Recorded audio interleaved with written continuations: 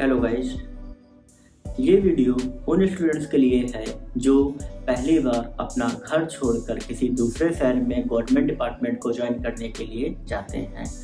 तो मैं आज आपको कुछ ऐसी चीज़ें बताऊंगा जो आपके लिए बहुत ही ज़्यादा इम्पोर्टेंट होती हैं जब भी आप पहली बार किसी भी डिपार्टमेंट को ज्वाइन करने दूसरे शहर में जाते हैं, क्योंकि अगर आपने ये वीडियो देखी तो कहीं ना कहीं आपको एक जो नॉर्मल स्टूडेंट चैलेंजेस फेस करता है वहाँ पे वो आपको फेस नहीं करने पड़ेंगे और ईजिली आप बहुत सारी चीज़ें कर लेंगे, क्योंकि आप भी फाइनेंशियली कहीं ना कहीं हम लोग मिडिल क्लास से बिलोंग करते हैं। तो फाइनेंशियली दिक्कत स्टार्टिंग में सबको आती है जब तक आपकी पहली मंथ की सैलरी क्रेडिट नहीं होती है। तो आप ध्यान से इस वीडियो को देखकर कहीं ना कहीं आप फाइनेंशियली भी आप बहुत सारी चीज़ों की सेविंग कर सकते हैं।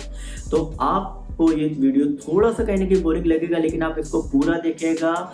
मैं श्योरली कह रहा हूँ कि आपको कहीं ना कहीं इस वीडियो से बहुत सारी चीज़ें सीखने को मिलेंगी।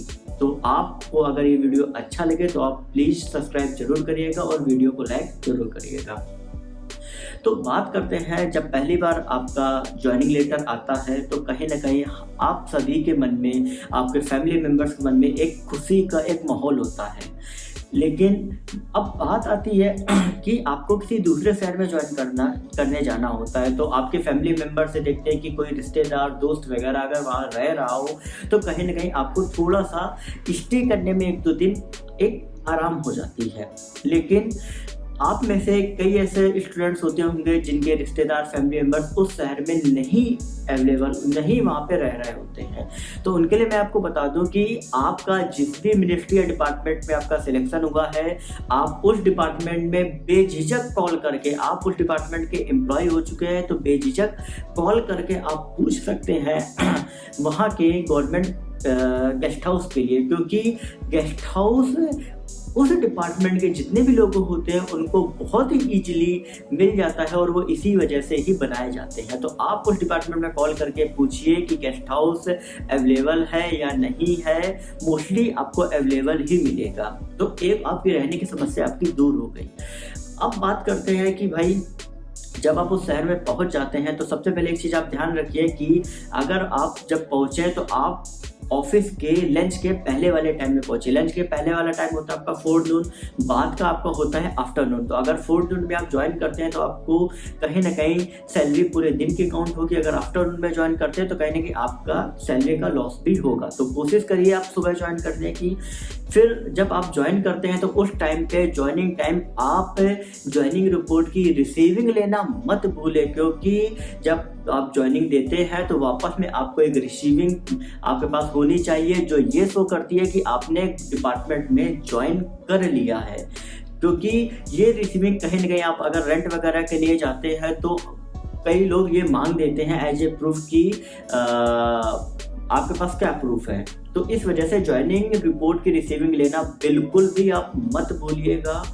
अब इसके बाद बात करते हैं कि रेंट वगैरह की। तो भाई जब भी आप जाएं तो किसी भी तरीके से जिस दिन से आपका ज्वाइनिंग लेटर आए आप प्रॉपर ये देखिए कि आपका ऑफिस कहाँ पे और आसपास की लोकेलिटी के लिए कौन कौन से जो रेंट के लिए जो भी आपके रूम या फ्लैट अगर खाली हैं तो आप आज के ज़माने में इतने सारी चीज़ें अवेलेबल हैं, आप ऑनलाइन चेक कर सकते हैं। तो ये आप चेक करते रहिए जिससे आपका जो टाइम हो वो ज़्यादा कंज्यूम ना हो।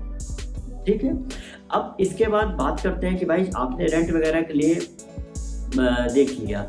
अब जब आप गवर्नमेंट डिपार्टमेंट में आपका जब पहला दिन होता है, आप जब जाते हैं तो कहीं ना कहीं ऑफिस में कुछ जगह का माहौल अच्छा होता है, लोग आपको सपोर्ट करते हैं। लेकिन कहीं कहीं लोग थोड़ा सा एक डोमिनेट करने की कोशिश करते हैं, क्योंकि आप वहाँ पे नए होते हो काम के मामले में, इस मामले में। तो आपको ये चीज़ हमेशा ध्यान रखनी है कि आप अगर टाइम से ऑफिस आने के लिए और आपको टाइम से निकलने के लिए कहा जा रहा है तो आप ध्यान रखिए सबसे पहले चीज की रहने की व्यवस्था पहले ही कहीं ना कहीं रेंट वगैरह की आप ऑलरेडी 1-2 दिन में देख लीजिए। और ये तभी आप कर सकते हो जैसा कि मैंने आपको पहले बताया कि पहले से ही आप देख लीजिएगा। उसके बाद जैसे ही आप ज्वाइन करें उसके अगले दिन आप एनपीएस के फॉर्म के लिए आइडेंटिटी कार्ड के फॉर्म के लिए, एम्प्लॉय आईडी के फॉर्म के लिए और क्वार्टर्स के लिए आप तुरंत अप्लाई कर दें। एनपीएस का फॉर्म आपका पैन कार्ड का रहता है, अगर आप चाहो तो उसको ऑनलाइन भी अप्लाई कर सकते हो, और ऑनलाइन जब आप अप्लाई करते हो तो 8 से 10 दिन में आपके पास पैन कार्ड की कॉपी आ जाती है, और उसको ISS का फॉर्म 16 फॉर्म में होता है, वो आप वीडियो में देख के आप अपना प्राण अटैच करवा लेते हो। लेकिन अगर नहीं भी हो पाता है तो आप ऑफलाइन भी दे सकते हो, क्योंकि बहुत सारी जगह डीडीओ को ज़्यादा उनको वो नहीं पता रहता है, तो आप ये ध्यान रखिए कि पहले से ही प्रिपेयर होके जाएं। दूसरी चीज़ ये कि आप सबसे पहली चीज़ एम्प्लॉय आईडी का फॉर्म जरूर भरें। एम्प्लॉय आईडी एक गवर्नमेंट की एक आईडी दी जाती है आपको, 6 डिजिट की रहती है, जो ये शो करती है कि इस आईडी से आप इस डिपार्टमेंट में ज्वाइन हो चुके हो। उसी आईडी के बेसिस पे आपका आइडेंटिटी कार्ड बनता है, और आइडेंटिटी कार्ड पे आपकी जो एम्प्लॉय आईडी होती है वो लिखी भी होती है। तो पहले आप एम्प्लॉय आईडी का फॉर्म जरूर सबमिट करें। वो आपको अगर नहीं भी है तो आप मुझे बताइए, मैं आपको कमेंट सेक्शन में लिंक उसकी अवेलेबल करा दूंगा। अब इसके बाद नेक्स्ट आपका आता है क्वार्टर्स का, तो आप क्वार्टर्स का जरूर भर दीजिए। अगर आपको लग रहा है कि नहीं हाँ क्वार्टर्स वहाँ पे अच्छे हैं, तो आप क्वार्टर्स का फॉर्म भर दीजिए, क्योंकि जितनी जल्दी आप फॉर्म भरेंगे उतनी जल्दी आपका जो सीक्वेंस नंबर होगा उसके अकॉर्डिंग आपको जल्दी अलॉट होगा।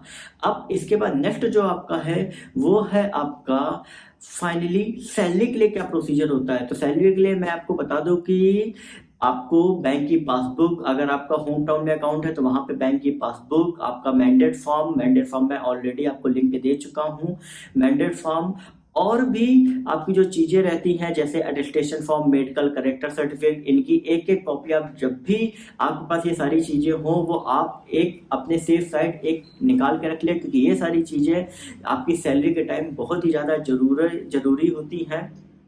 और इन सब चीज़ों को लेके आप नेक्स्ट डे ही आप वीडियो में पहुंच जाएं सैलरी के लिए। लेकिन एक चीज़ ध्यान रखिए कि आपके पास पे मैट्रिक्स से जरूर होना चाहिए। पे मैट्रिक्स मैं आपको बता दूं, पे मैट्रिक्स आपका जो हायर अथॉरिटी, मतलब जो आपका अपॉइंटिंग अथॉरिटी है वो ही पे मैट्रिक्स आपका बना के देता है। तो कोशिश यही करिए कि अगर आप उसके अंडर में पोस्टिंग है तो जल्द से जल्द 1-2 दिन में पे मैट्रिक्स बनवा ले। मैंने प्रॉपर पे मैट्रिक्स का एक वीडियो बनाया है, आप जाके उसे देख सकते हैं कि वो पे मैट्रिक्स कैसा होता है। तो वो पे मैट्रिक्स आपके पास होना चाहिए, क्योंकि वही आपका बेसिक, उसी में बेसिक वगैरह की डिटेल्स रहती हैं। वो पे और बाकी सारे डॉक्यूमेंट लेके आप जल्द से जल्द डीडीओ आप जाके सारी चीजें दे दें, और कहीं ना कहीं ये सारी चीजें देने के बाद आप अपने ही सामने रेगुलर एम्प्लॉय के रूप में आप PFMS में ऐड करवा लें, जिससे कि जैसे ही आप ऐड हो जाएंगे तो उसके बाद से आपकी सैलरी बननी स्टार्ट हो जाएगी। लेकिन एक चीज आप हमेशा ध्यान रखें कि हर किसी भी चीज का फॉलो अप लेना मत भूलें, क्योंकि मोस्टली गवर्नमेंट डिपार्टमेंट में क्या रहता है कि अगर आप फॉलो अप नहीं लेते हैं तो आपको जो भी टाइमली जो चीजें जो होनी चाहिए वो नहीं हो पाती हैं, क्योंकि इतना हौश पौश रहती है, लोग अक्सर ध्यान नहीं दे पाते हैं। तो आप हमेशा ध्यान रखिए कि जो भी आपकी चीज़ है उसका, चाहे वो आपका इंक्रीमेंट डे वाले दिन इंक्रीमेंट लगना, तो हर एक चीज़ का आपको